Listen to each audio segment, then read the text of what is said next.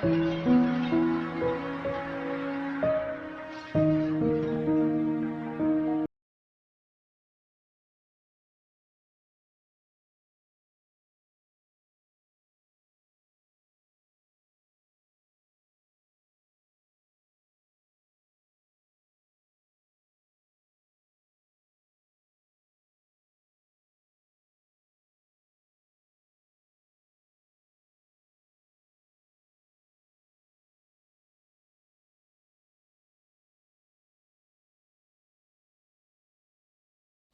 told me, hey, I got something fantastic to tell you.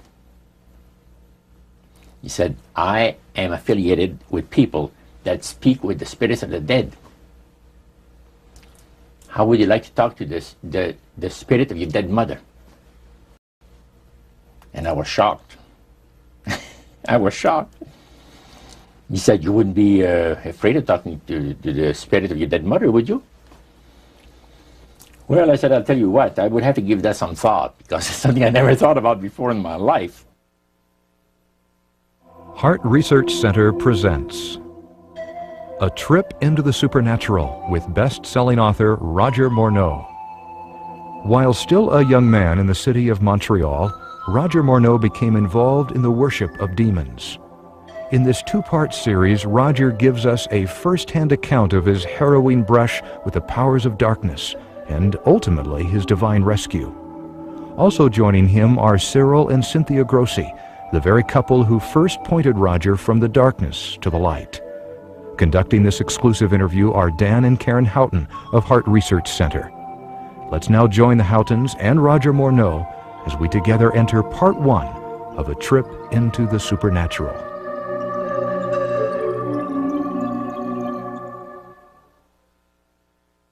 How in the world did you ever get involved in praying to demon spirits?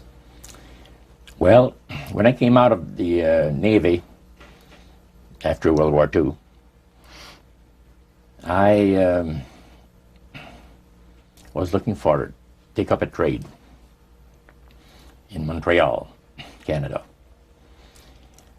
And at that time, I ran across a fellow that had been on a particular ship with me. And he said, hey, Morneau, you're alive. How nice to meet you. He says, let's have a dinner tonight.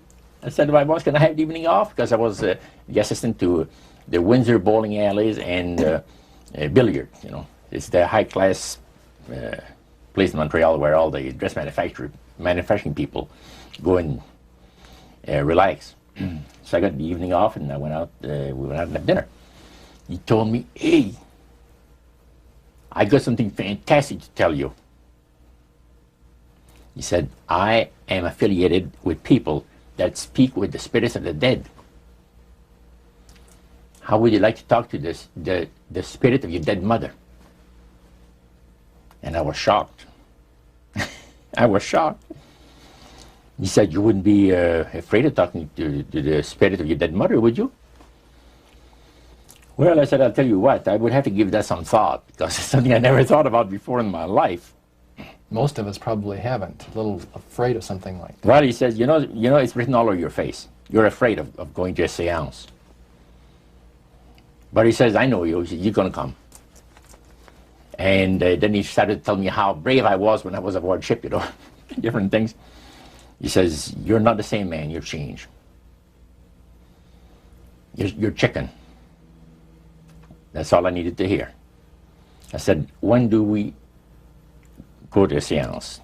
So one Saturday evening, we were in the place. It was the very first time. Very beautiful place. The medium was a lady. She had a gorgeous new home in Montreal. And there were about 20 invited guests there, which I was one of them. And she communicated with the spirits for different people there and telling them what the spirit said.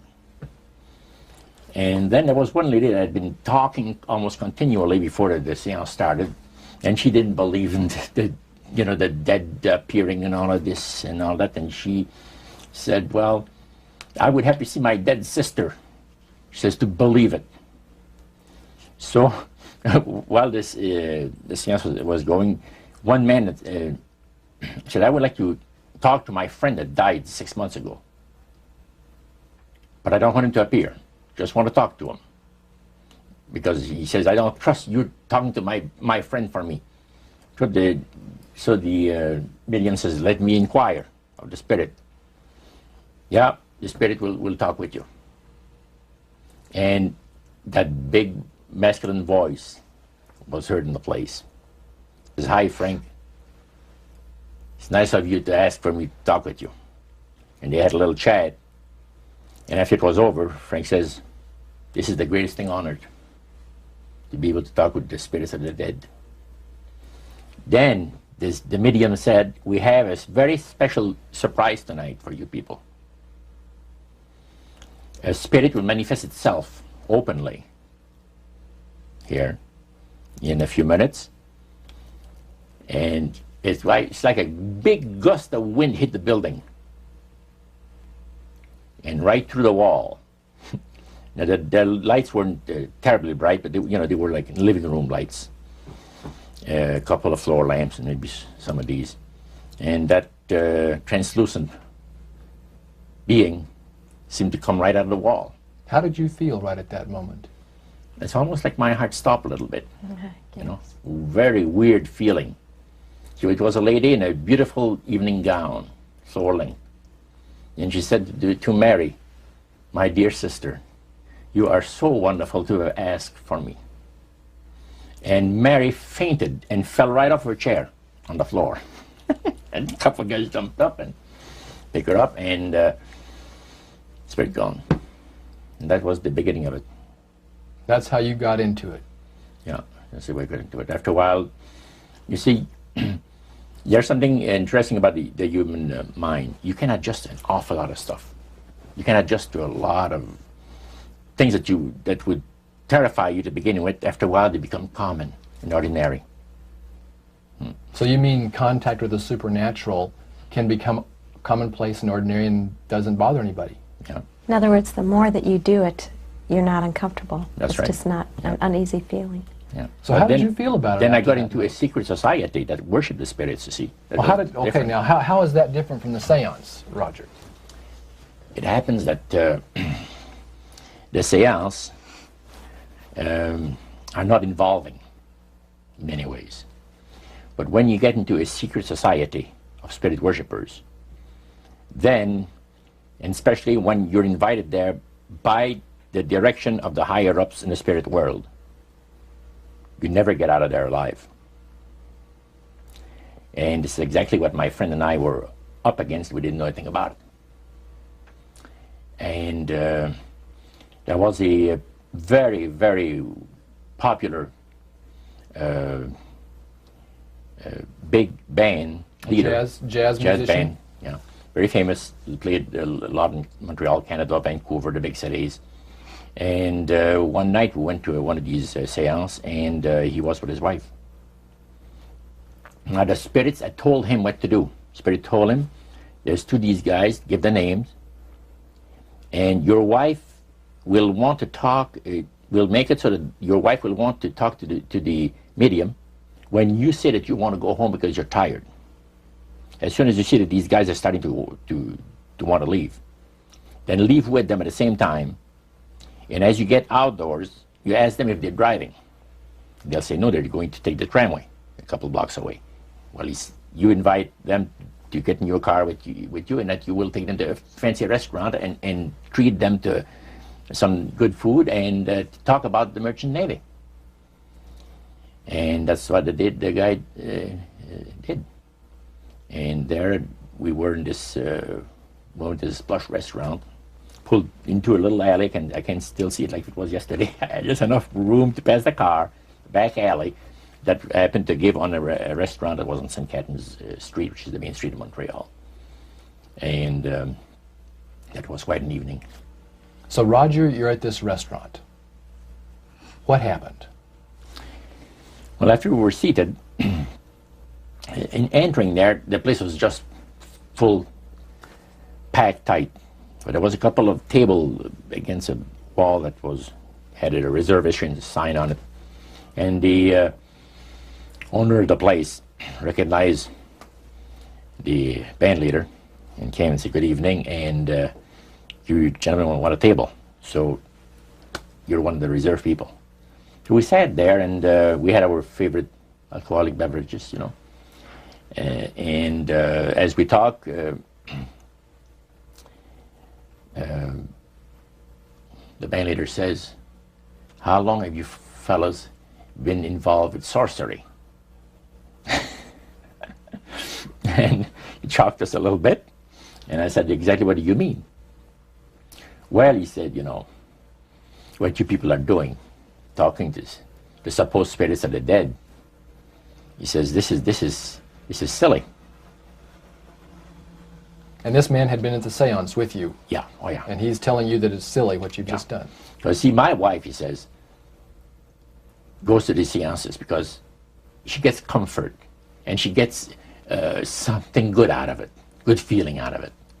And she lives for what the spirits, you know, are going to say that the future is going to be like. To me, he says, I can't bother with this stuff. He says, I want power. I go right to the source of power. And he says, how do you think that I became famous the way that I am? Well, I said, you must have had some good luck. Well, he says, there's no such thing as good luck. He says, there's either some power working for you somewhere, or you don't get ahead in this world. Not in my type of occupation. So it went from there. We got talking about spirit worship. Did it intrigue you? Or did it make you want to find out more about what exactly he was talking about? Yeah. So he said the supposed spirits of the dead that you're talking with are demon spirits. They're fallen angels. They're beautiful beings. Just set it out, just like that. Oh yeah.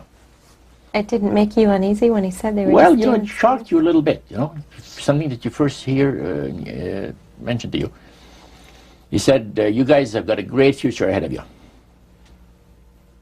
Because we've been told, the high priest of our society, secret society, has been told that the master has very special plans for you too. Now, what did he mean by the master? Satan. And we were interested to hear more about it. And he told us, he says, look,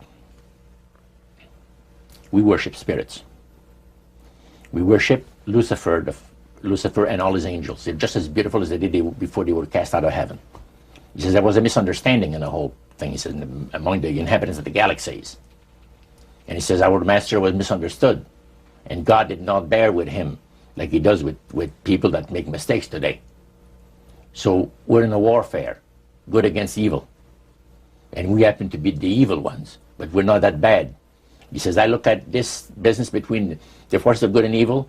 He says, you believe in one person believes in God, and everyone believes in Lucifer. It's like politics. So the great controversy is real. And you've yeah. heard someone talk about it that's on the other side. And to these people, they are sold to the fact that Christ will not return to this planet with power and great glory. He's going to abdicate all claims to the planet, because the high priest once said that Christ will abdicate all claim to the planet because he knows that it is lawfully and rightfully Satan's. And at that time he says, Lucifer, you mentioned Lucifer a lot of times, but he mentions Satan also. He says, the master, usually they like to talk about the master will resurrect his people from the graves. Now, George is telling you all this, or the high priest? George. George. Okay, when the evening Yeah. wound down, and you're putting a cap on all that, you guys had consumed some alcohol. Yeah. And did you feel like that there was kind of a one-shot deal? You didn't know if it ever happened again? What happened Well, after that? he said, no, I said, listen, guys. He said, I like to have you, says, meet some of our people. What about next week, Wednesday evening? I'll pick you up at your place, and you're invited to one of our services. Services? Like a church service? Yeah, something similar like that. It's a testimonial to the spirits. well, how the spirits have blessed your life. See? So when we left there, I said to myself, this guy is half drunk. I'm not going to hear from him again, you know. But it was true. Wednesday night came, he was there with his big Lincoln, step in, and we went to one of the most beautiful area of Montreal. And the place was a mansion. Now, a mansion is usually very large. We'll call this a small mansion. It was beautiful, most beautiful place. Yeah. Roger, your friend George took you and Roland to this mansion where people worshipped the demons. Mm-hmm. What was it like there? What kind of people were there? Well, it was a big surprise for me, as I kind of made up in my mind an idea that they were going to be rough-looking characters. But as we entered the place, I was amazed to see that they were all very well dressed, well-mannered, and that a lot of the people, as we were being introduced to people, were professionals, doctors, attorneys, a lot of business people. And see what they had a praise session to the gods, which is the spirit counselors, which are in charge of legions of spirits, of demon spirits. And they talk about what the Lord of their lives has done for them, because they call on particular spirits, like the god Nehushtan, which you read in 2 King about. The Israelites worshipped the golden serpent that Moses had made. Mm-hmm. Well, behind the spirit worship, behind that, they were worshipping the serpent. They were actually worshipping this spirit Nehushtan. And the same spirit Nehushtan is, the priest was telling us, that the medical doctor that was telling us how he was making operations that had never been made before, because people had to be awake, yet have no feeling. He was able to, carry on surgeries that had not been done before. Mm-hmm. But the spirits would give that capacity to be able to operate without people feeling any pain and things. And also without no problem with the blood, because as he would cut his incision, because incisions, everything open and with no blood running. Mm-hmm. So he could do the work that has not been done before. So. Now, I recall reading in your book that at this praise worship service they had, they would sing hymns. Why would they sing hymns in a demon worship? Yeah, this was kind of a big surprise to me when that took place. The priest said, hey, let's go down to the worship room of the gods and have a praise session, a singing session. So we go down there, and what did you think they pass around? Church hymnals, Christian church hymnals. And I couldn't believe this. I said, what's his business? So the priest says, well, now, he says, for those of you that are new, let me tell you that this is the most feasible way, he says, to please the spirits. It's to deride Christ and his people, and his church and all that. So they sing out of Christian hymnals. They didn't sing Christian words to the hymns, however. Well, they changed a lot of them. Mm-hmm. Yeah, and not for the good. It's a form of blasphemy. Yeah. Such as you see today in the rock music world. You see the entertainers, they have these crosses. Mm-hmm. Ladies got earrings, crosses. Mm-hmm. The guys got the cross. This is a form of blasphemy, a form of deriding Christ. You see. Spirits cause the people to do that, to find pleasure in wearing this type of emblem, which is the cross is the emblem of the crucifixion of Christ to the Christians. So what were your impressions the first time you went down into that worship room? Well, it was, we'd been there maybe a half a dozen times, and the high priest told us after the meeting was over, he wanted to talk to us, my friend and I.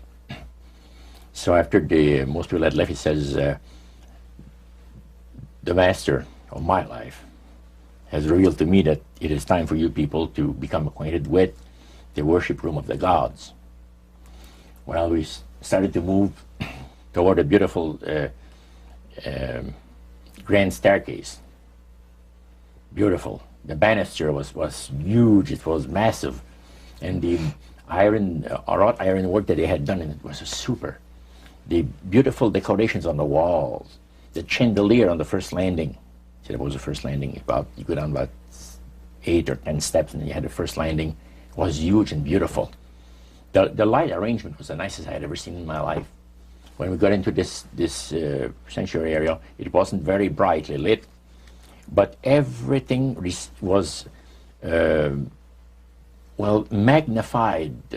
The beauty of certain things, you know, like a lot of the things were gold plated or gold trims. You see, the little altars where they had the spirits that had materialized, they photographed them, and then they had paintings made of them. And there was probably about maybe 100 of those around the place. Sort of like a shrine. Yeah, and underneath there was a little altar where you have incense and things that they would use in their prayer sessions and things like that, devotions to certain spirits. And some of the objects in there, the priest said, were solid gold. It was a unique experience to see that. So how did you feel when you walked into that room? I felt that these people had power, and they had a lot of it. Did that attract you? Yes and no. You had mixed feelings about it? I had mixed feelings about it, yeah. Because to a certain extent, things looked so good and sounded so good to us. But you see, I'd been brought up in a Christian home where my parents had told us we were 8 children in the family, and especially the older ones, you know. My dad says, well, you know, if you get involved in wrongdoing, you're going to have to pay the price.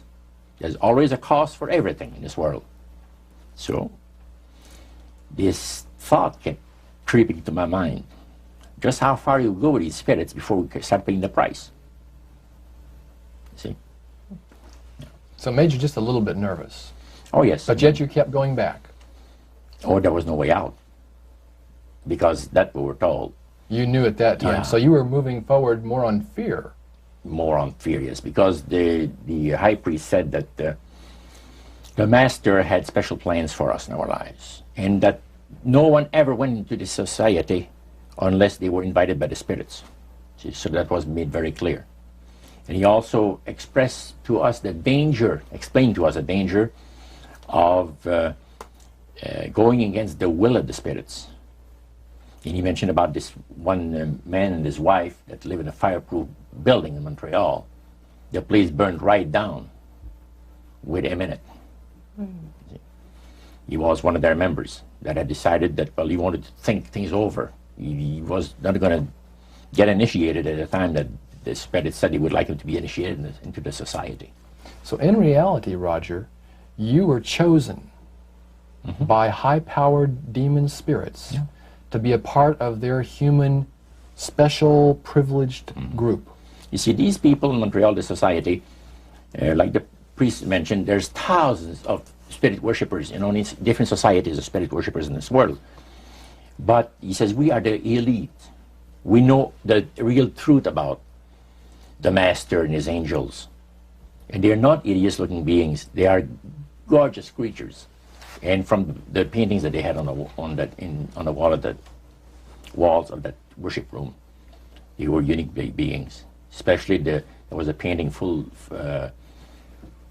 length painting of the fallen Lucifer above his altar, and that was very fascinating because he looked like a man of great intellect, high forehead, the way that he looked with his eyes, the way he had the eyes looking.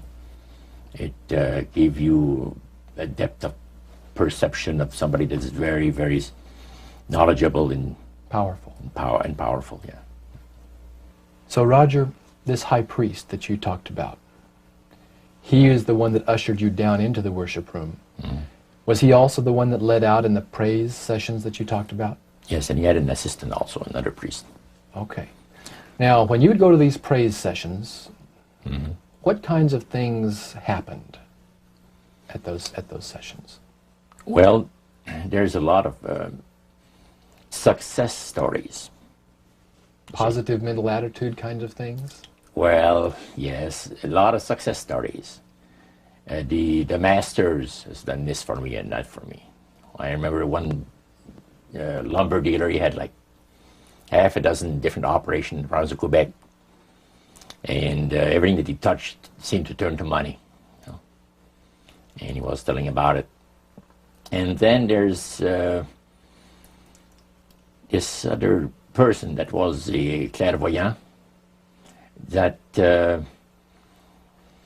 would work only for the wealthy people, only for the super wealthy.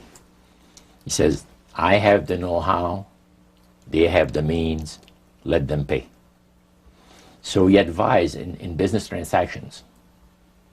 They would come to him and say, listen, I look at this deal that I might get, you know, this factory or whatever it is, like, because this person was interested in industrial real estate, see. And he would talk to the spirit, and then the spirit was audible to him. See, you could hear the spirit talk to him, but the man did not hear. So the spirit was telling the clairvoyant what, well, he called himself an astrologer, reading the moons and the stars, and, you know. Now, what was the term you used for his title, this man? Clairvoyant. Clairvoyant. Oh, clairvoyant. Clairvoyant. Okay. Yes, and it was interesting. This person stood up and says, I had a nice little experience last week. And he says, the masters, he says, they take care of you. This lady and her husband brought him, to this astrologer, a bundle of money. They said, this is the deal that you... And he works at only on percentages. Only on percentages. He doesn't work for set amounts of money. Only percentages of what the people are going to make. So he said, they brought me a substantial amount of money. And they were very happy with it, and I thought it was very reasonable. But then my guide, spirit, says, ask them when they're going to give you the other $1,700 that is really yours. And he says to the folks, I would like to know now, before we leave here, when will you have the $1,700 to give me? That makes up my part of, you know, rightful part of the deal. The wife fainted, and the husband says, we'll have the money for you in 24 hours. So that was this type of priest. So he was thanking the demons for helping him to know that. Oh yeah, even spirits, yeah. At what point did this demon worship start to affect you personally, Roger? Well, it wasn't too long that the priest mentioned to us that the time had arrived for us to start trusting the spirits and give the spirits a chance to work for us. And there was a number of gifts that you could choose from, you see. And I used to play the horses, some. Not knowledgeable at all. I used to go to those bookies, you know, play the horse every so often. But I said, hey, I would like to be able to, for the spirit to instruct me on the numbers and the name of the horses that's going to win, you know, at Belmont or some other racetracks like that, make myself a little money. So the priest says, it'll be given you. And sure enough, one night whether I fell into a trance or dreamed the thing, I don't know exactly what happened, but I saw 3 races that were really going to pay big. And these horses were dummies, so to speak. You know what I mean? They were not really good horses. They were like one horse paid 21 to 1 because he was that poor, right? The chance of winning was so poor that they paid 21 to 1 on him. And it showed me I saw the board at the bookie and the number on it. And I went there, and they said it was going to be on Saturday. That was like on Wednesday. A few days later, it was Saturday. I went there, and sure enough, there they were on the boards. I went to the wicket and handed some money and got myself a winner. Now I said, well, I'm a little crazy. I ought to put more money on there, so I put $20 onto the next horse, and that paid 21 to 1. So, you know, I left there with maybe $400 or $500 in my hands. And I started to do that. In this case, I went directly down to the finest men's shop on St. Catherine Street and bought myself a $200 suit. And in 1946, a $200 suit was... in 1946, people used to work at the RCA Victor, where I had worked before I went to the Navy, for $18 a week. And the good earners were $75 to $50 to $75 per week, for labor. So the demon spirits looked on you so favorably, they began to help you win in your gambling. Then I went to other bookies, you see. And one day, I am told of the man at the cage, where you do your bet. He says, my boss would like to talk to you. And he said, you go right through that door over there. Oh, sure. So I know the guy says, come on in. The guy's sitting behind the big desk, smoking the big cigar. So he says, you're Roger. I says, yeah. He got up and walked around me. He said, you don't look that smart. I said, what, sir? You don't look that smart. He said that you could pick horses that are winners when they're supposed to be losers. Where do you get your help? What do you mean help? I'm not getting any help. I just happen to go and... Oh, no. We've been watching you here, he says, for a number of weeks. And you always leave here with some of our good money. And I'll tell you, buddy, if you want a list of all the bookies in Montreal, I'll give you a list of them. But he says, I want you out of here.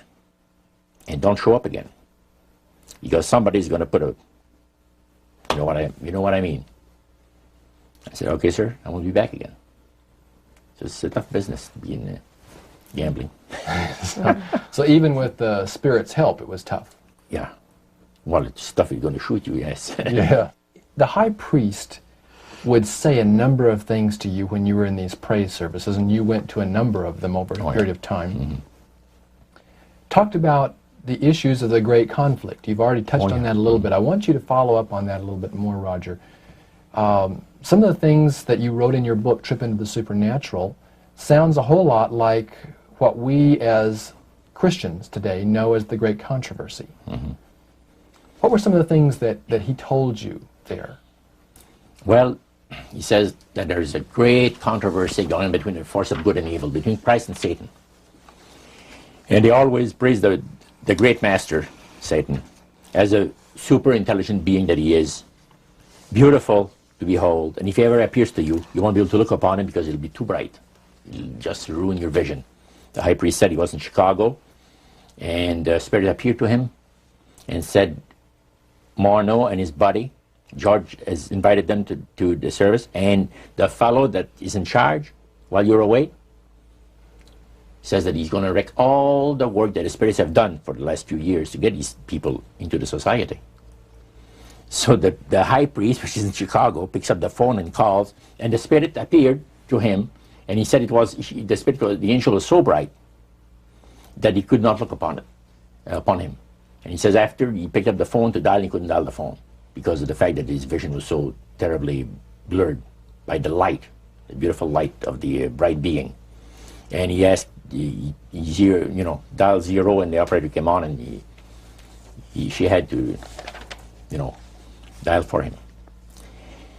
And they talk about many, many things in regards to, who's going to win this conflict. Any discussion about fire and brimstone?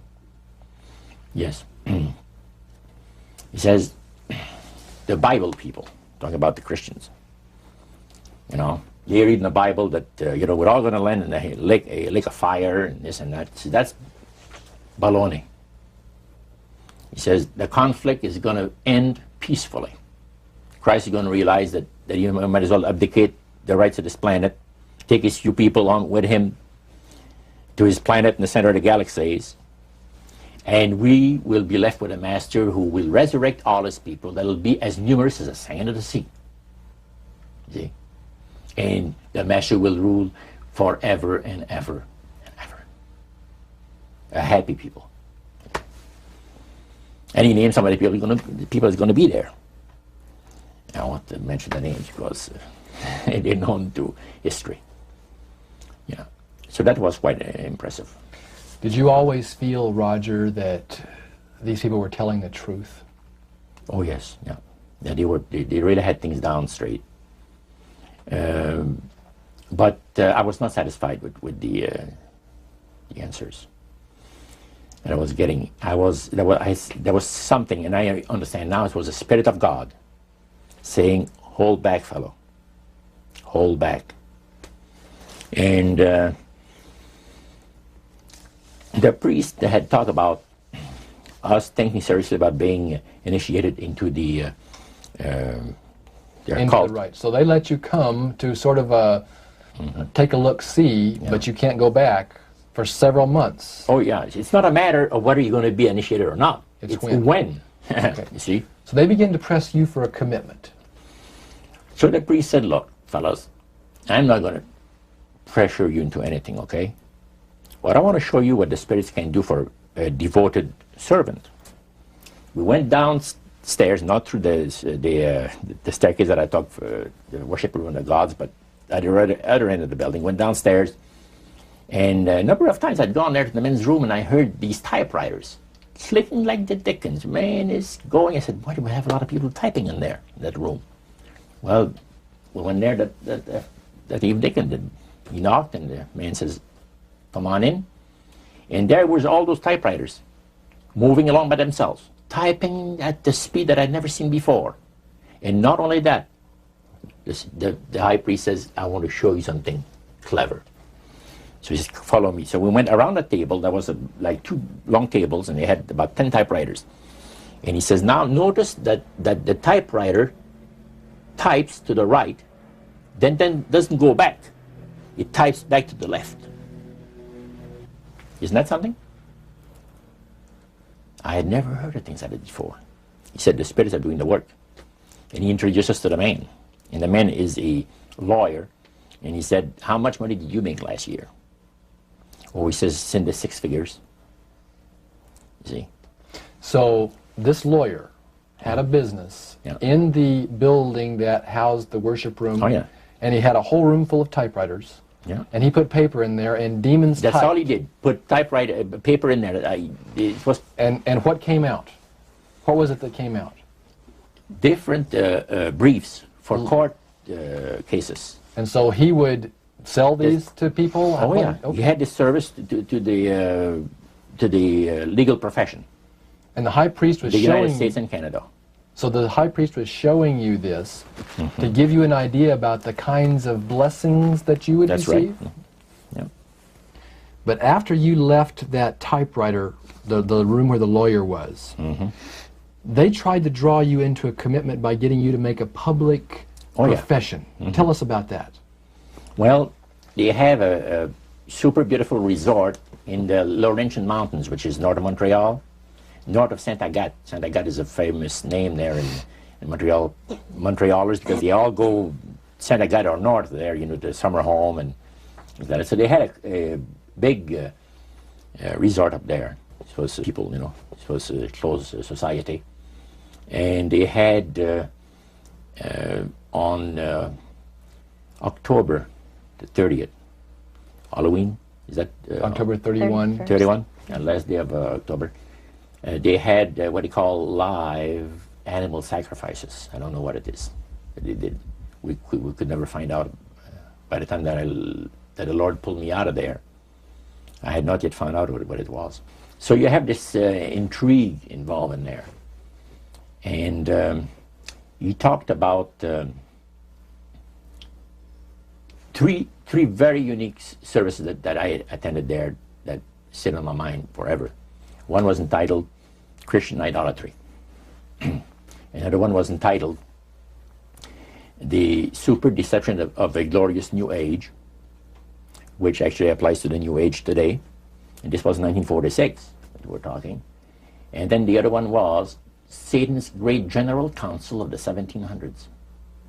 And I must say the things that I heard there was an eye-opener.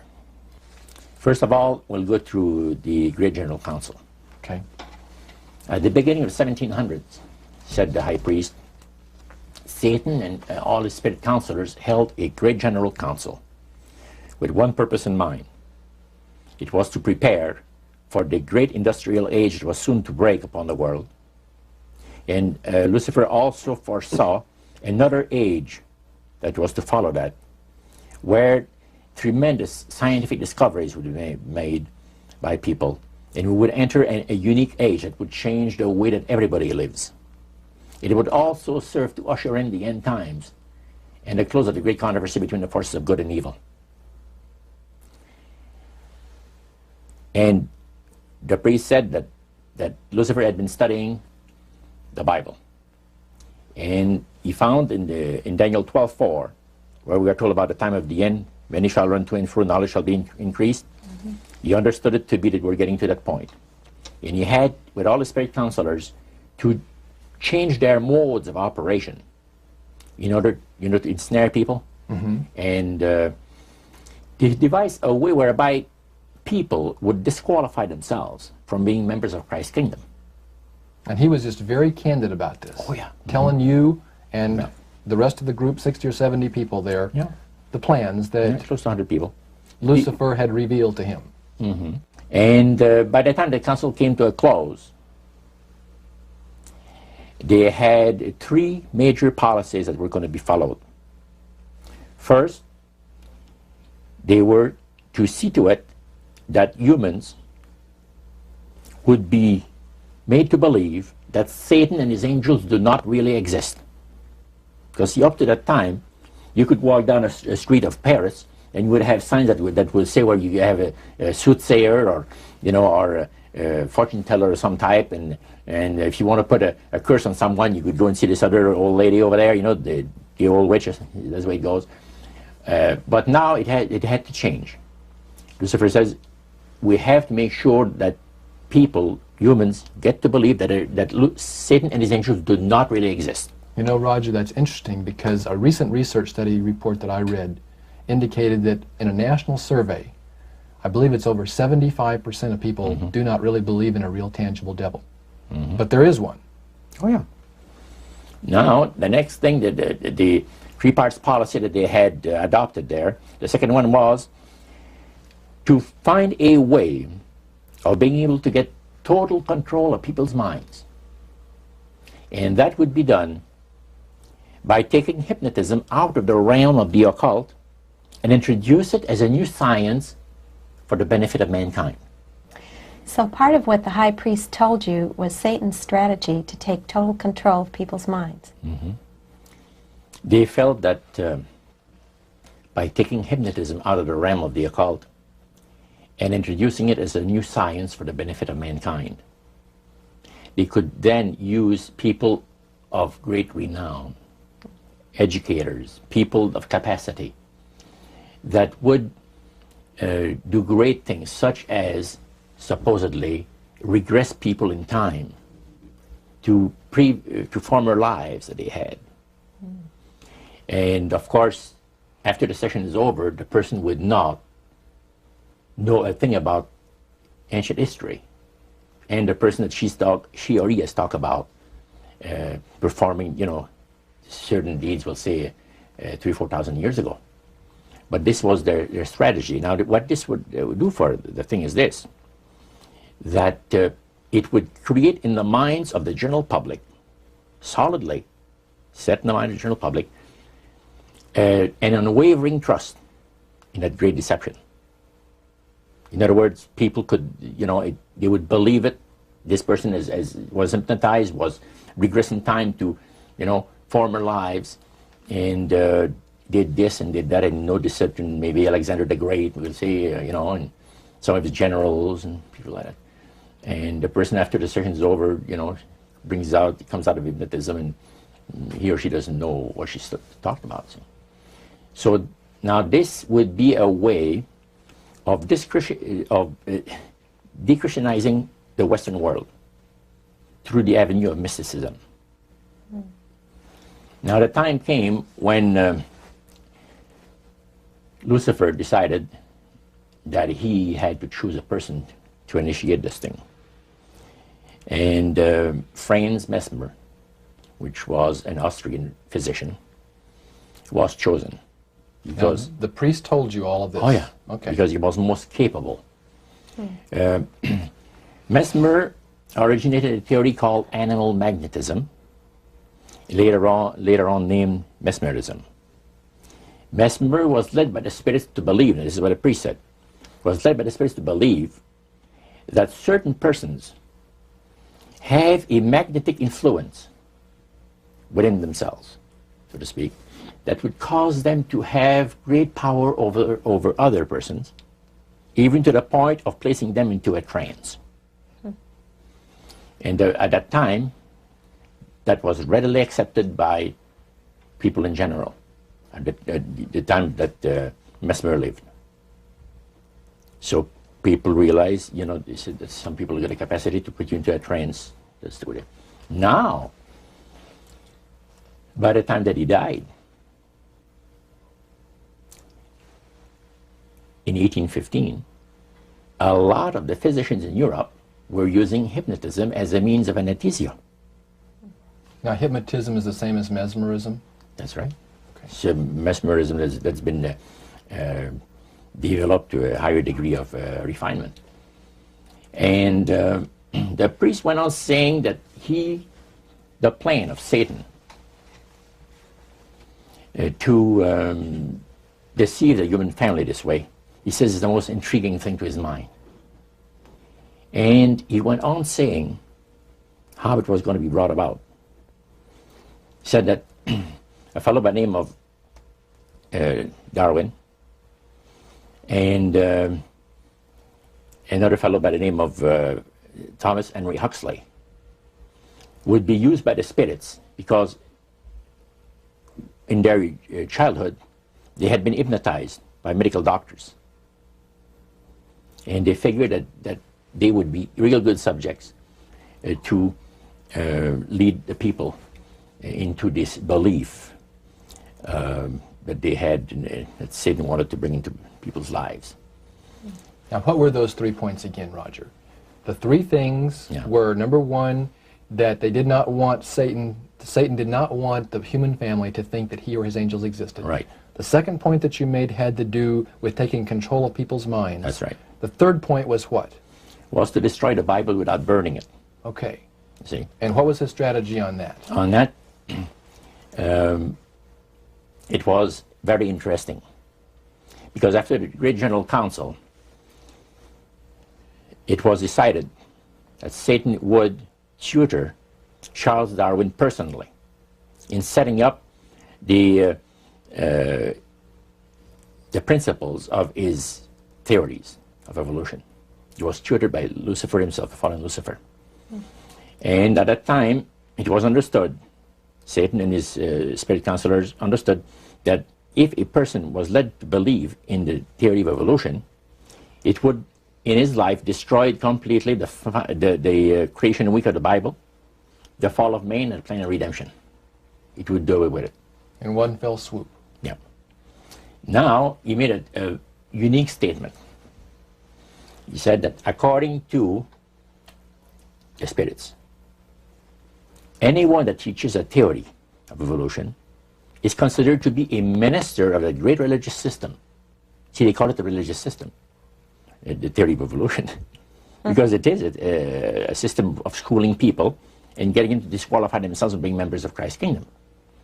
And he said that every teacher of that theory is recognized by the spirits as a person of great value and receives a very special unction from Satan himself, giving great power to induce spiritual blindness, to convince and convert.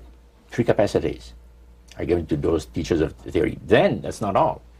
The priest says that Satan considers the teachers of the theory of evolution to be so valuable to him that in the sight of all the inhabitants of the galaxies, he assigns a retinue of bright, beautiful angels to follow that educator all the remainder of his life. And that in the sight of the inhabitants of the galaxies is the greatest honor that he can bestow upon his workers, upon mankind. and to, until the controversy is finished. That was quite enlightening. Now the high priest was talking just sort of like a preacher would talk up front. Was he enthusiastic? Did he seem like he had bought into this and was excited about it? Oh yeah, he believed it 100%, no question about it, so everything. Why would he be so excited about spirits trying to deceive human beings? Because obviously out of this council of the 1700s, deception was a major part of the strategy. Why? Well, he says it's deception. It's like politics. You believe in one candidate, the other person believes in the other candidate, and they're fighting to get the position, and it's just a matter of who's going to be the smartest. And with Lucifer, the fallen cherubim, he's very smart. He's going to win, and Christ's going to abdicate the rights of the planet. He's going to resurrect his people, have established his kingdom that lasts for ever and ever. God won't be able to destroy him because it would be against God's, the Creator's nature to destroy Lucifer in the fire. Beside that, he said, spirits now, even spirits, have the capacity now to outlive fire. He says, you don't believe it, go to India or some of those countries where they have firewalkers. And it's done by the power of demon spirits. These people are energized by demon spirits, so they can walk on those hot coals without burning themselves. And this is what the high priest said. And he says, if they want to use fire, they can use it. It's not going to burn anybody. So that's the way they believe. So this high priest was almost talking to your group in an evangelistic fervor. Oh yeah, because he figures that he's going to be one of the higher ups in the great kingdom. Okay. Now, of the group that was there that night, 60, 70 people, I think you've mentioned before. Yeah, it varied. How many of those were people who were hardcore members, and how many of them were new inductees? Well, we were the only two youngsters there, so to speak. You and your friend. And how old were you at that time, Roger? I was about 20. 20 years old. Mm-hmm. Yeah, 20 years old. Did you have a feeling of awe over the fact that you had been chosen? Yes, in a way. And then I got thinking about this.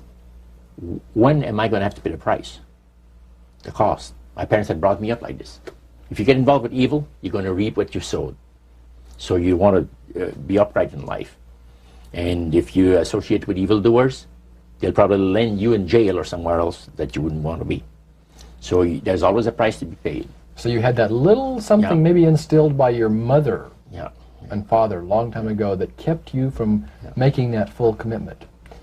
Now, one of the things that really amazed me and shocked me and made me sick at heart is when the priests talk about Christian idolatry.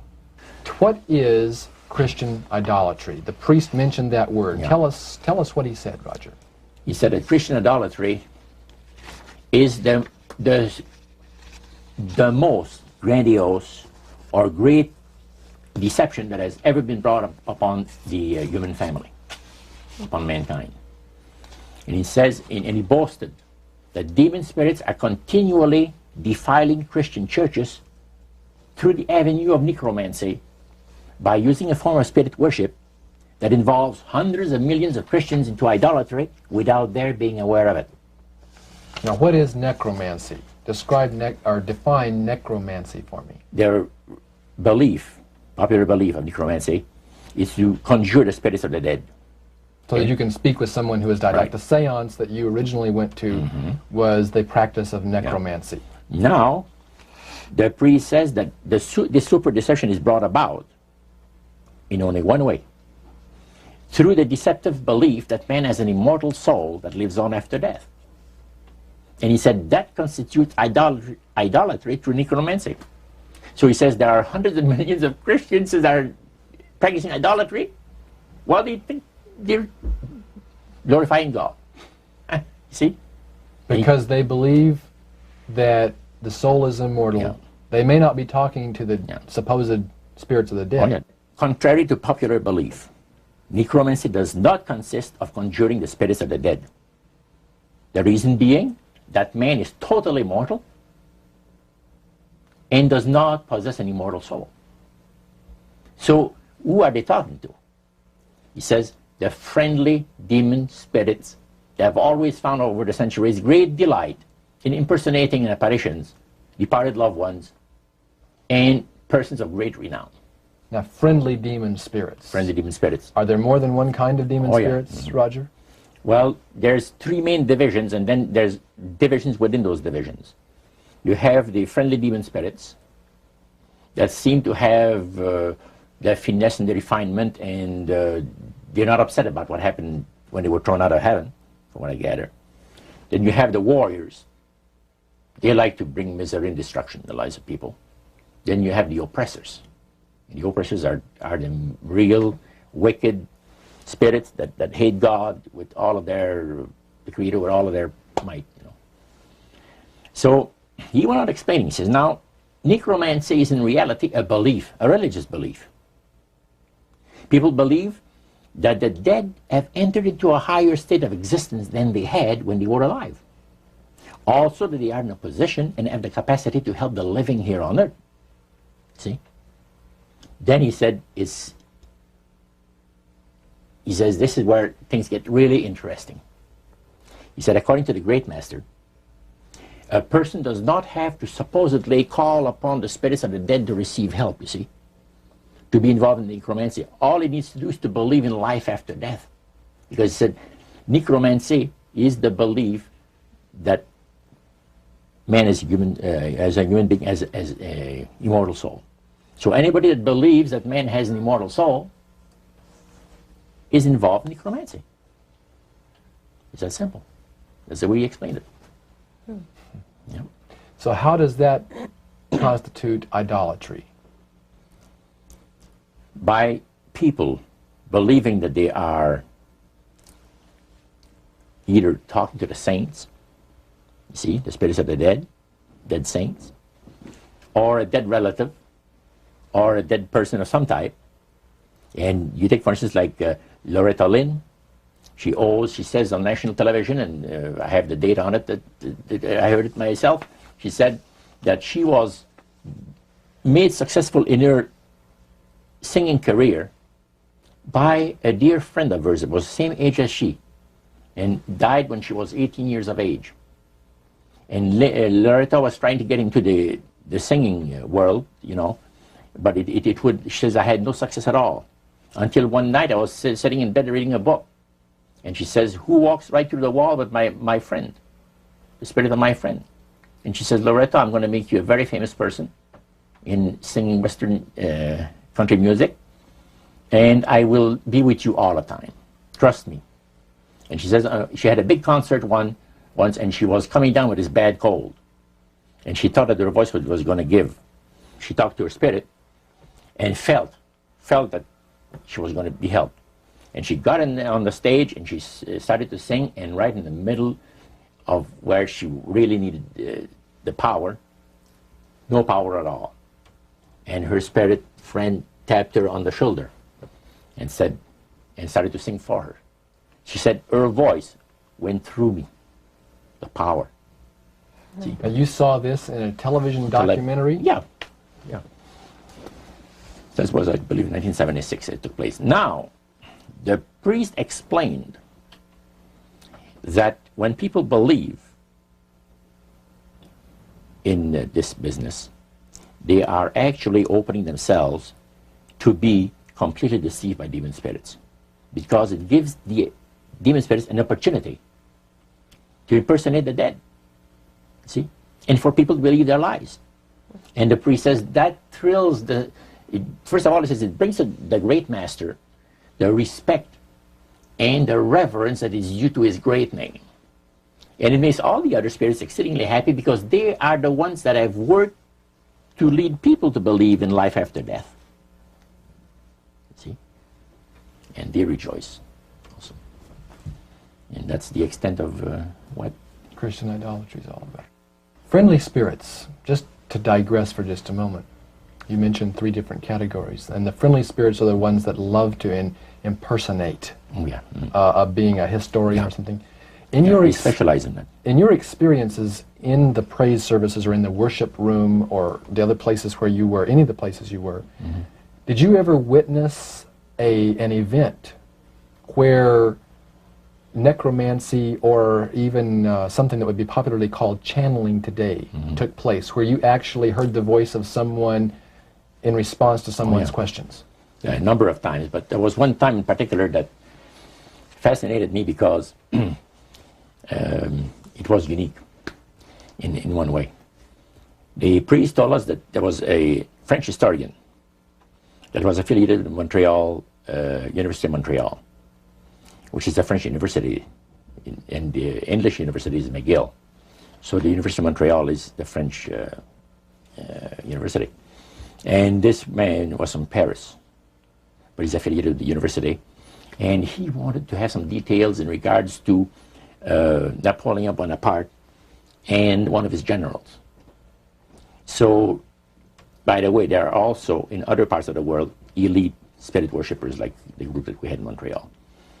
And he mentioned there that, he said, you guys are fortunate when my friend and I went in, because you're right in time to see something very interesting. My friend there is having his devotions done in the worship room of the gods, and he will use a trance medium to converse with certain demon spirits that will inform him in regards to ancient history about Napoleon. And sure enough, we went down there, and somebody came up and said he's ready for the session, and we went down there, and he said he would need 3 people. You would need 3 people, but he wanted 5 people that volunteer to be the channel for the spirit. Okay, so three of them were chosen there, and the others went back and sat down. And the man shook his head like, a little bit like this. His eyes went glazed, and he stayed at it for a half hour. And the spirit spoke to him. He said, I'm a spirit counselor, and what would you like to know? He had a clipboard, the historian, in asking some questions. This historian was from Paris. Yeah. And he was wanting information, some detailed information about Napoleon Bonaparte and one of his generals. And so he asked the questions of one of these human beings that was channeling. Oh yeah, the voice changed and everything. The voice changed of the person completely. Okay. And it identified itself as a spirit guide. Oh yeah, spirit counselor, yeah.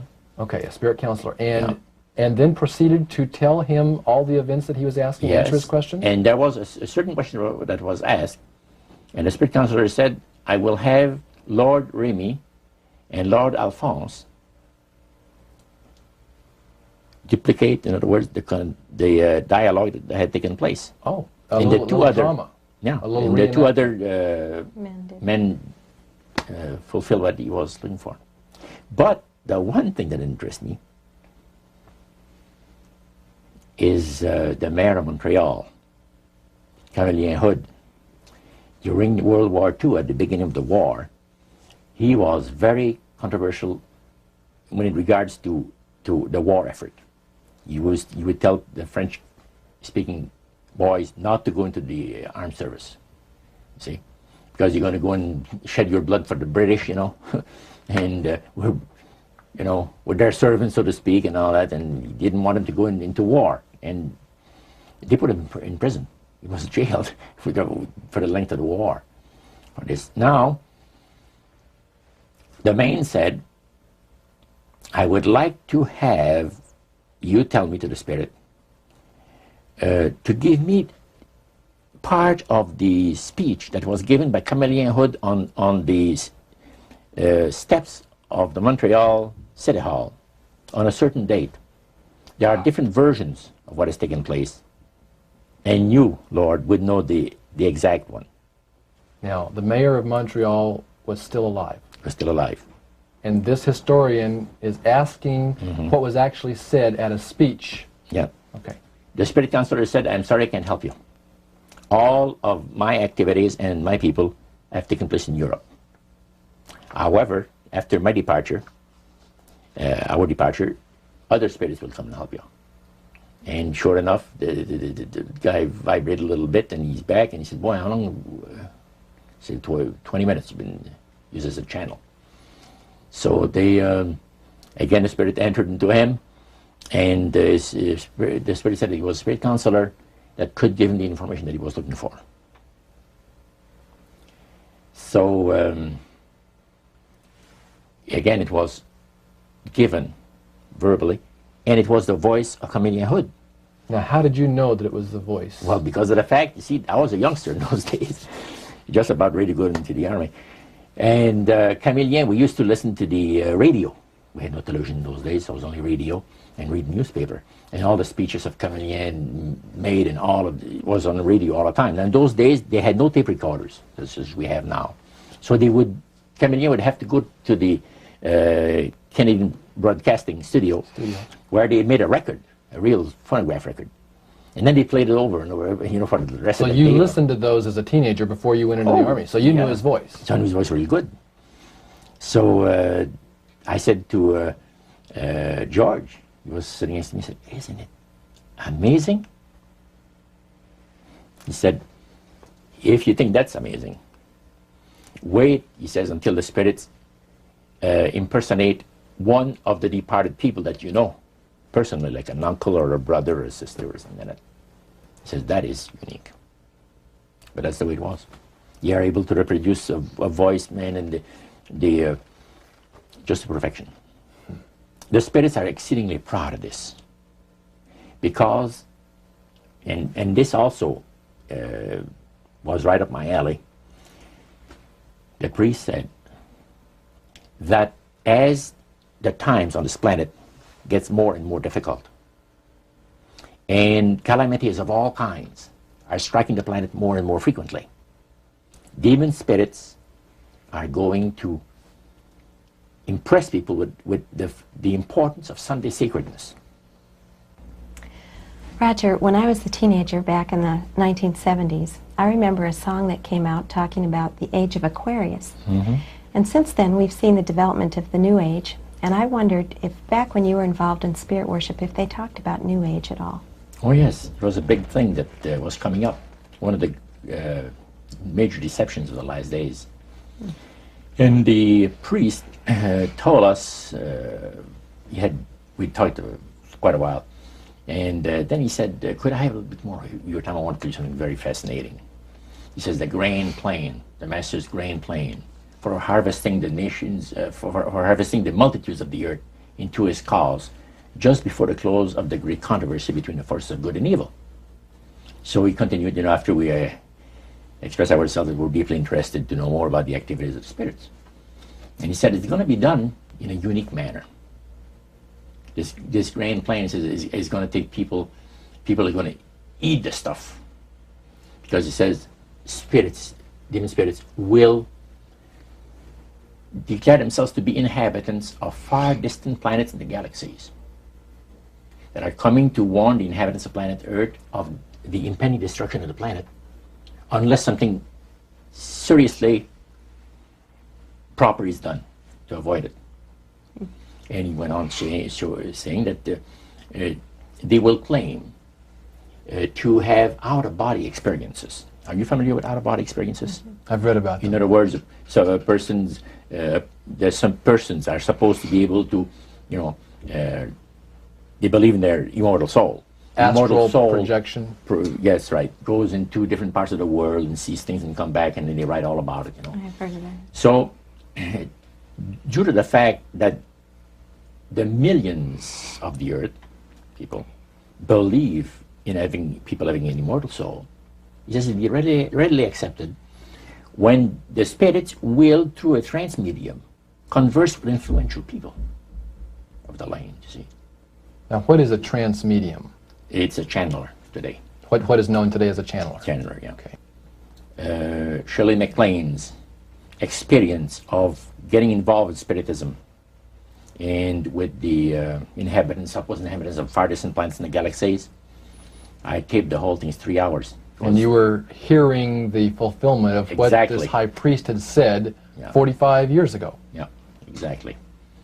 So he went on explaining about the fact that the spirits will show themselves willing to give valuable guidance that will not only help people avoid the destruction of the planet, but it would cause them to enter into a higher state of existence. For instance, he said the spirits will promise, and this is a big word, promise, that if their recommendations are followed carefully, they will usher in a glorious new age of peace and prosperity, and there'll be, well, there'll be no more wars, see? There'll be no more famines, there'll be no more people getting unhappy with one another, neighbors will love neighbor, and social unrest will not take place no more. It'll be sure, there'll be perfect happiness for 1,000 years. That's what the Spirit is going to promise. And almost like the Garden of Eden created all over again. And now we find that a lot of preachers are preaching the great age of glorious new age of victory, victory over wars, victory over social unrest, victory over famines, and victory over all kinds of... and he used the words new age to describe what was coming. It would be a glorious new age, yeah. And this is exactly what the movement is all about today. And he went on and said, as I said earlier, that as life on this planet becomes more and more difficult, and calamities will strike the planet more and more frequently, the spirits at that time are going to put all their effort to impress religious leaders, to bring before the masses of the earth the sacredness of Sunday. See? They will teach Sunday sacredness. And with the religious leaders, looking forward to 1,000 years of perfect peace on earth, they will put all their effort into it. Then laws will be passed by governments. One person asked, what's going to happen about people that don't believe in the Spirit's recommendation? The priest says, that's no problem at all. Laws will be passed by governments that will force people to go along with it, regardless of whether they believe in it or not. And he says the law enforcement officers will explain to people, make it clear that such a law is necessary to assure the well-being of all people. He says the laws will be passed with no effort at all. And then he went on and he said about the fact that the venerability of the sun, which in ages past was such an irritant to the Creator. All these great nations and other nations, the smaller ones, were all involved in sun worship. And in those centuries, the Creator found that teaching of worship of the sun to be a terrible irritant. And he said, it is going again to take place, but not in worshiping the sun, in remembering Sunday to keep it holy. He made a statement I would never forget. He says, by the observance of the day upon which the master, Satan, has placed the unction of his authority and power, he receives homage, regardless of whom people claim to worship. Isn't that something? So, can you understand now why I had 28 Bible studies in 1 week and started to go to church on Sabbath? And I never missed since until I became sick. The issue of a day of worship came up in that meeting. Was Sunday the only day mentioned? Well, you see, the priest mentioned, yes, about the fact Satan has chosen Sunday as his day. The Creator has chosen the 7th day of the week. Lucifer has chosen to call his day the first day of the week, Sunday. See? And regardless of what people claim to worship, worshiping God, the Creator, by observing that day, that particular day, they are bringing homage and respect. Now, at that time in your life, you were 20 years old or so. Had you ever heard of a Seventh-day Adventist? Never in my life. In that meeting... They didn't talk about Seventh-day Adventists. They talked strictly about Adventists. Well, they just talked... But they did, the word Adventist was mentioned. The priest was telling us that necromancy, as I mentioned earlier, is the belief that the dead have entered into a higher state of existence, etc. And he says, for centuries, friendly demon spirits have worked diligently to establish and uphold in the religious convictions of all people the belief that man has an immortal soul. See? Then he boasted about the fact that the master was so smart in that he had deceived the whole world, even in this age of great scientific knowledge and understanding.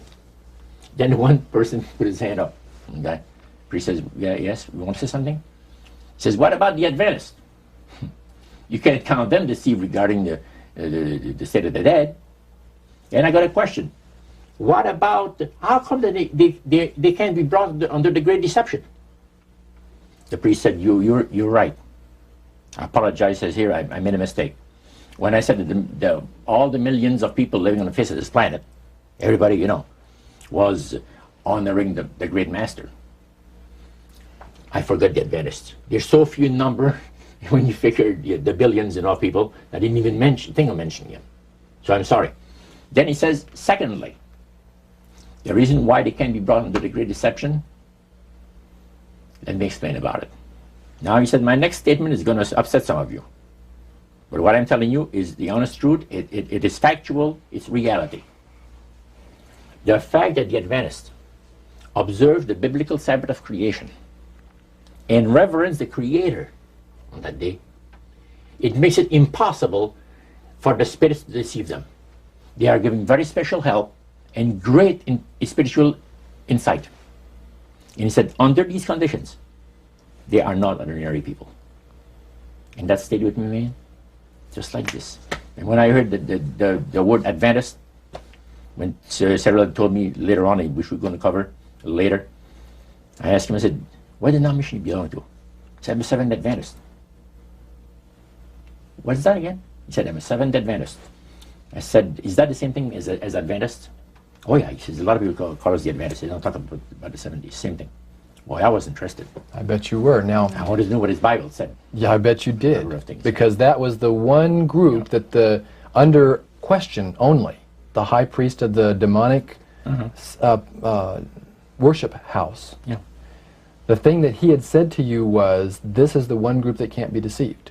That's right. And so somewhere back inside that that resistance you had came out, and you awoke. A few months later, that experience, unique experience, was instrumental in helping me make a decision for Christ. And also, I had no hesitation to join myself to God's commandment-keeping people because of the fact that I knew what kind of people they were. And after having had 28 Bible studies in 1 week, I started to keep the Sabbath, forever. But you see, the time that I had these Bible studies, 4 hours per evening, we started at 7 o'clock and finished at 11 o'clock at night. We had those Bible studies similar to what you showed me the other day, that you have in your pocket. The Bible studies were about an hour. There were questions, and then you looked at the verses that they gave you in the Bible, and you had your answer. It was so fantastic.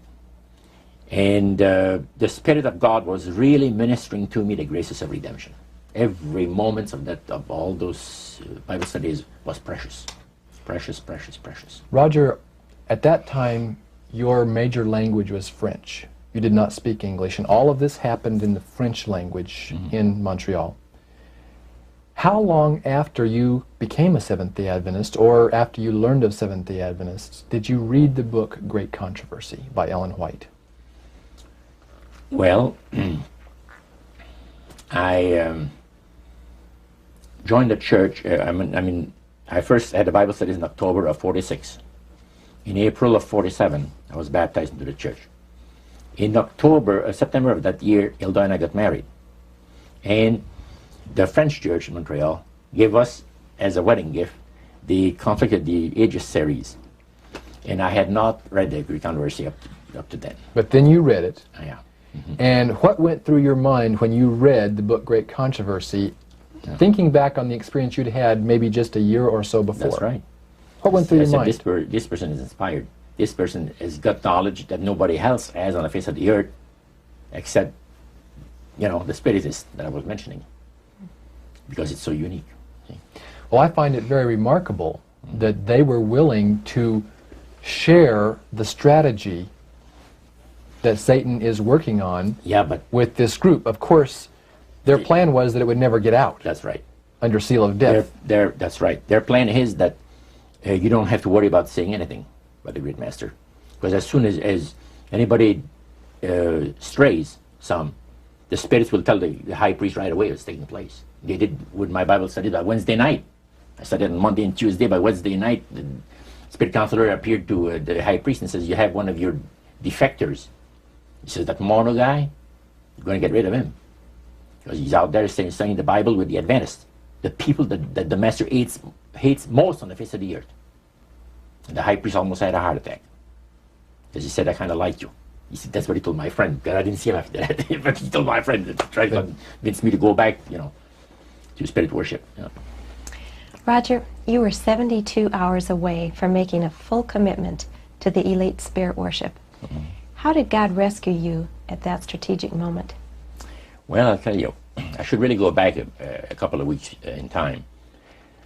As the high priest had talked to us about the advantage of getting initiated in the society on the 31st of October, that night I came home, went to bed, and I couldn't sleep till about 3 o'clock in the morning, because I had all of this experience of the supernatural that I'd gone through for so many months now, and my Catholic upbringing that I've had, you know, and questions about God.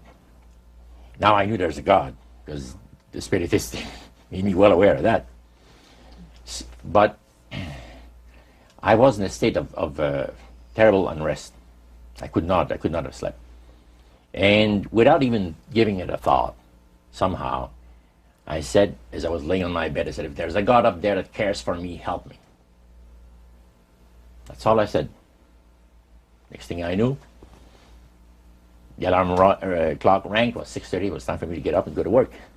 At that time, I had changed employment. I had taken a course in embroidery for the manufacturers of ladies' dresses in Montreal. There's embroidery companies that makes all this, the piping and the sequence work and all of this, you know, fancy designs, sure, you know, ladies' dresses. And that's where I was working at the time. You were just 72 hours away, as Karen mentioned a moment ago. You had prayed without even realizing what you were doing. God was about to rescue you in a very special way. Tell us about that. What happened that Monday morning? Well, let's go back to the Friday. Okay. Previous to that. I was working for a Jewish firm. And the bosses, one kept the Sabbath, and the other didn't. And Harry, which was the one that didn't, as I was going out to have my cigarette at the afternoon break, he said, "Roger, when you come back in, come into my office, I want to talk to you." I said, "Okay." I came back in, and he said, "Close the door." I closed the door. He said, "I want you to do me a favor." "Oh? What do you mean?" "Well, I'll tell you what." He said, "You notice yesterday or a couple of days ago, there was a fellow here that I showed around the shop?" And yeah, I said, "Yes." "Well, he's going to be starting to work here Monday. And he's not just an average guy. He's a Christian, but keeps the Bible Sabbath." I said, "Go over that again?" He says, "Yes, like the Jewish people, he keeps the 7-day Sabbath. Saturday is the 7th day of the week." "Well," I said, "let me tell you, sir, the nuns have told us that there's been a mistake made in the calendar, that actually what shows to be Sunday is the 7th day of the week." "Oh, no," he says, "there wasn't no mistake made in the calendar," he says. "Saturday is the 7th day of the week, and you see it on your calendar." And he says it never was changed. And Sunday is the first day of the week. Oh, I said, "That's interesting."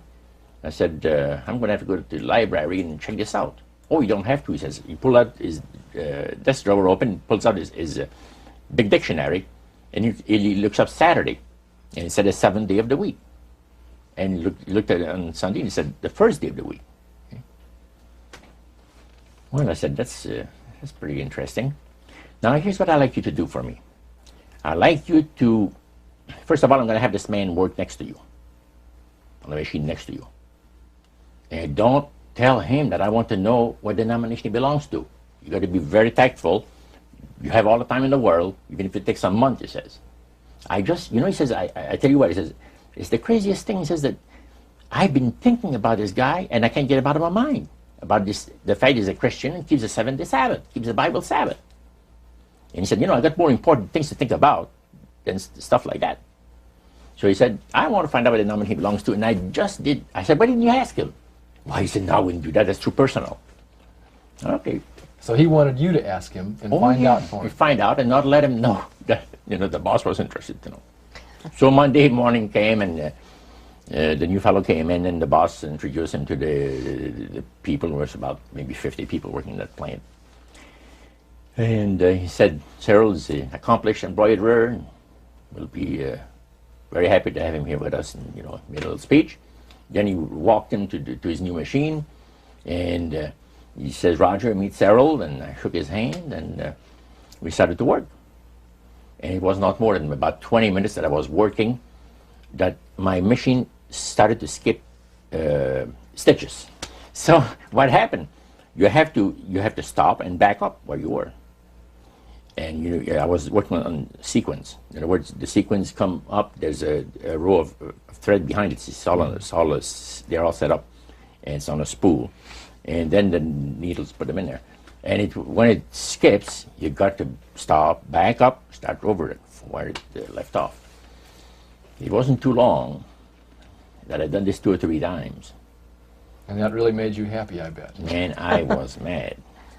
And as a French person, usually they don't go easy on the saints and gods. That was using some language was not that great for Cyril. But anyway, I called the boss over. I said, come and see this machine. I'm having trouble with it. He checked it, worked on it for 5 minutes, work with it. Beautiful. I sit down again, start to work, the same thing happens over again. Harry, after he tried that 2 or 3 times, he said, Joe, come over. He's the old guy that knows everything about everything, in the shop. So he looks at the tensions and adjusts things, and he says, it's working beautiful. Well, I started to work again, another 20 minutes after, the same thing, and I had to stop the whole thing. By then, it was time to go out for the coffee break. Cyril and Cynthia, so good to have you folks come down and visit with us for a short time today. And Cyril, I want to start off our visit by just asking you about an experience you had, I believe, almost 45 years ago. That's right. You had gone to work at a new embroidery shop in Montreal, Canada. Mm-hmm. And there was a guy that was at the next machine to you that first day you went there. Did you notice anything strange about him? Yes, I did notice he had some peculiarities that, well, to say the least, they were different. First of all, when he worked at his machine, when he had a little malfunction, he knew how to, well, criticize the machine by using some language that was quite offensive, to me at least. He would curse at the machine, and in both French and English. He was quite a linguist. And when my machine would break, he noticed that I would just fix it and keep on working. There was a difference, and he noticed a difference himself. We were both behaving differently when our machines didn't function right. Now, so that very first day, there were problems with the machines. Your machine and his machine had problems. They both had problems. But you had a chance at the break time to get acquainted with him. And how did he approach you? Well, he approached me with a question, sort of. He said, I noticed that when your machine gives trouble, you don't get angry. You just fix it and keep on working. And I told him, well, it didn't make sense to get angry with the machine. It's an inanimate object. And he sort of apologized for his getting angry with his machine. And we started a conversation there, and it gave me the opportunity to sort of introduced him to some of the things I had experienced just a few days before. And what were the things that you had just experienced a few days before? I was getting some Bible studies from a minister named Elder Warren Taylor. And although I wasn't an Adventist, I was quite moved by those Bible studies because of the fact that as he gave the Bible studies, he kept it quite simple. And he would prove everything he would say, even if it's from the Bible, he would prove it. And in some cases, he proved it from worldly books such as the Encyclopedia Britannica. And he gave good evidence of everything that he was saying was true. So I started walking out, and I told Sarah, I said, have you ever seen such a crazy thing as this, the trouble that I have with this machine? No, he said, it's a new machine. I said, brand new machine, just a month old. He said, that's very unusual. So we go downstairs, and I said, do you have any suggestions? How to fix this problem? No, not really, but he says, I have a suggestion that might help. He says, I heard you, he says, calling upon God, but it was not in the way that I would have liked to hear you talk. He says, go easy on God, he says. Did that offend you, Roger? You know, I said, thank you. You did not offend me, because it was pleasant about it. And I said, you know, I said, thank you. I said, I'm sorry if I offended you by my language. He says, it didn't bother me. I said, by the way, I said, this is the opening. You're quite a religious man, I understand. Yeah, he said, I read the Bible and go to church. That's great. I said, what denomination do you belong to? Well, I'm a Seventh-day Adventist. Excuse me? Repeat that again? He says, yeah, I'm a Seventh-day Adventist. Did that shock you? Well, the word Adventist shocked me. The Adventist, you see, I had heard so much about the Adventist, but Seventh-day Adventist, I had never heard the name before. I said, what does it signify, the name? He says, well, we're 7-day observers. We believe in the Bible Sabbath, that God has blessed that particular day of the week and has sanctified it. It's put a special blessing on there, and that we ought to count our blessings on the 7th day and, you know, give God the honor that is due to his holy name. Is there any difference between what they call, some people call the Adventists and Seventh-day Adventists? Oh no, it's just the same people. Most people just talk about the Adventists, and you know, people know that they're talking about the Seventh-day Adventists. Then your interest was really piqued. Now I said, man, what a unique thing to have happened to me, that I meet one of these guys. You're together out there at your first break time, and you're discussing the language on the job when the machines had broken down, but you had an opportunity to begin to share some of this newfound faith that you had been discovering. Right. Did you find him to be interested, open? Well, what really happened was he would ask questions, and I found out later that the reason he asked questions was when I went to get the job, I was so impressed with Elder Taylor's Bible studies that I told the employer right away that I didn't work on the Sabbath. He said, well, that's all right, you don't have to work on Sunday at all. I said, no, Saturday. So being a Jew, he became rather interested. And he told Roger, Roger told me later on, check this fellow and find out why he keeps my Jewish Sabbath. So Roger's questions were motivated by the fact that he was told to check. And the more questions Roger would ask, the more interested he became himself. So as he became more interested and I told him more, he suddenly said, I want to hear more about your religion. And I said, okay, this weekend. He said, no, tonight. So we talked about a number of things. And after lunch, I told him, I said, I want to see you at 3 o'clock. Again, I want to have another question for you. So 3 o'clock came along, we had the coffee break, and many things had passed through my mind. And I knew that if I get involved with the religion, the Spirit is going to destroy me. So I had been assured, we'd all been assured of that. You don't deviate from the will of the spirits, otherwise Your you're history. nothing, your history. So I told him, I said, Cyril,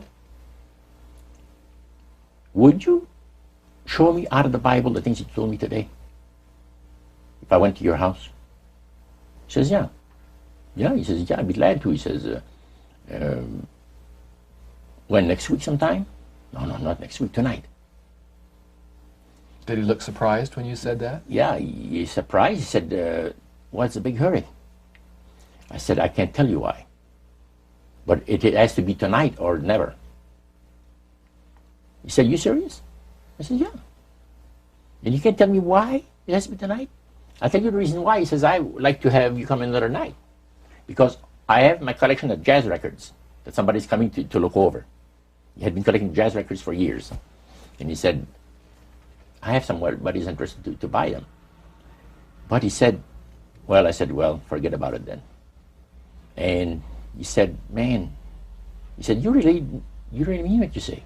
That you want to see these things in the Bible? I said, sure. Okay, he says, come to my place 7 o'clock tonight. Give me his address. So that evening, 7 o'clock sharp, I rang the doorbell. Did that startle you? It startled me because it was fortunate I had 28 Bible studies for busy people, something I just bought. And I ran home, Cynthia and I were married at this time, and I ran home and I told Cynthia, we have to give some Bible studies because this fellow's coming tonight. So I went through the first couple of Bible studies as quickly as I could and got myself familiarized with them. And we got all ready, and sure enough he came. And we sat in that room, the room that we talked about that burned, and we started those Bible studies. And he was very interested. Cynthia, that first night that you had your Bible studies with Roger, how many studies did you actually do with him? We did 4. On the first night? On the first night. We started promptly at 7, and as we went through, with everything in detail, in full detail. And we thought that, oh, this is just going to last the evening, and that would be the end of it. And then he said, no, he says, let's do the next one. So each one, so we didn't finish until about 11:30 or quarter to 12. And when we finished, he'd sit around and talk. By the way, he was a chain smoker. The room was covered with smoke. We could hardly see the Bibles in our laps. And we had discussed this prior about him smoking. And so we decided, we prayed about it, and we asked the Lord that even though each time he came, the room was just heavenly, full of smoke, that we will read his word and that he will take care of the smoke. And I happen to be allergic to cigarette smoke, and we were all huddled together. It was really something to see us. 28 Bible studies in a period of 1 week, 7 days. 7 days, 4 hours a night. 4 hours per evening, yeah. 28 Bible studies. Now, they didn't plan this. So, as we chatted, and I just met Cynthia, now, Cyril told me, I got to explain things to you a little bit. I am not a baptized member of the Seventh Adventist Church. I'm just studying into the church doctrines with the minister. He says, my wife is a Seventh Adventist. But he said, now I think I'm going to be baptized also to be a Seventh Adventist. But I said, I'm not one right now. Now he says, my wife is the one that really knows the Bible. I don't know much about it. And I think that she's got the right study for us tonight. He says, it'll take about an hour. Can you spare that much time? Oh, I said, evening is yours. Well, she had a set of Bible studies that were entitled 28 Bible Studies for Busy People.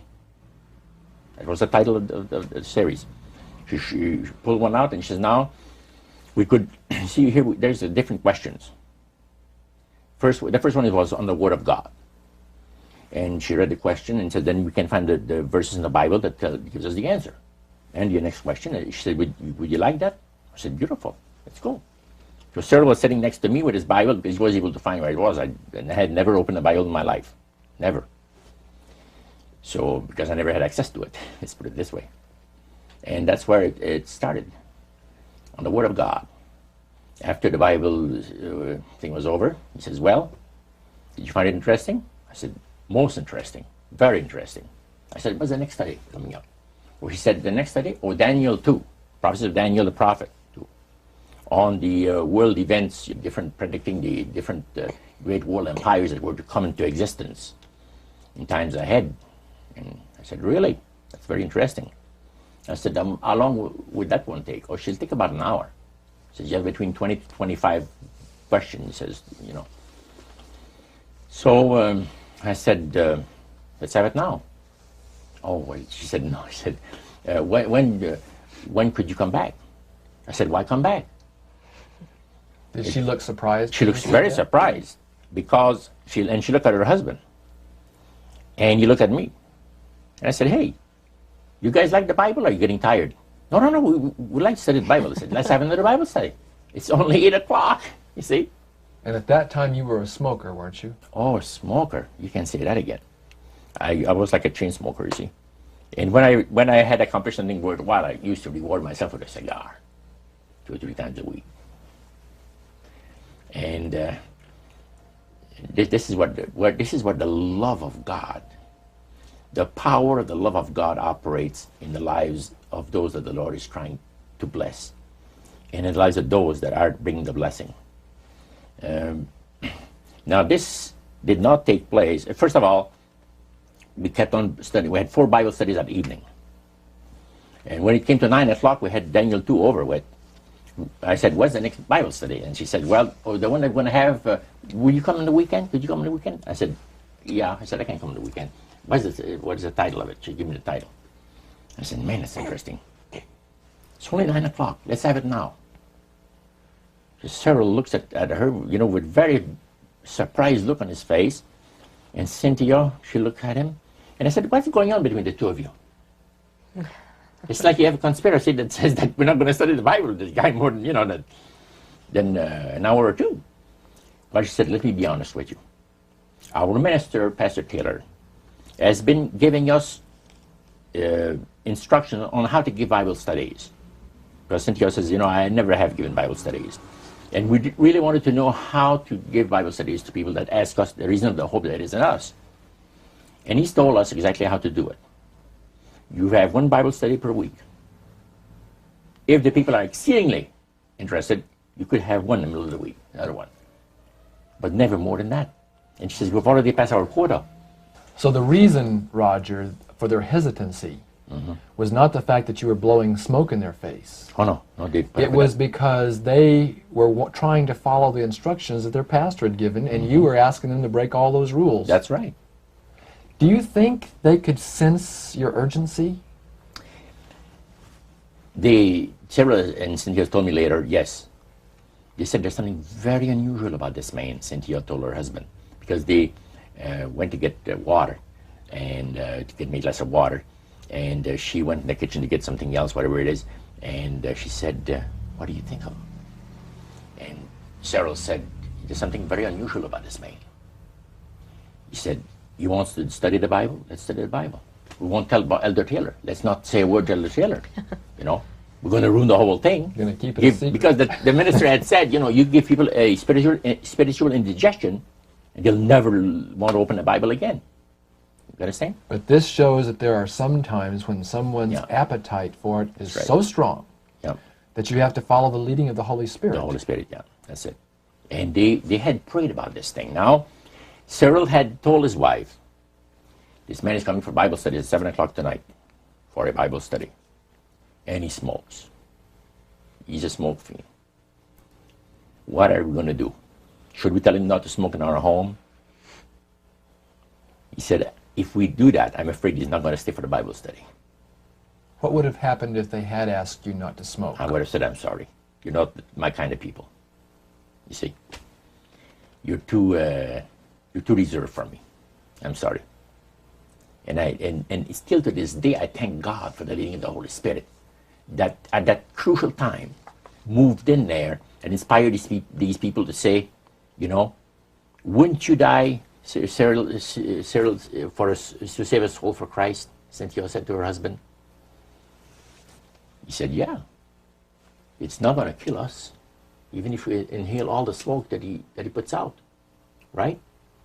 Because they had prayed about it, and then they had thought about it, and then when it came to be 7:15, he said, what are we going to do about the smoking? Are we going to tell him not to smoke or what?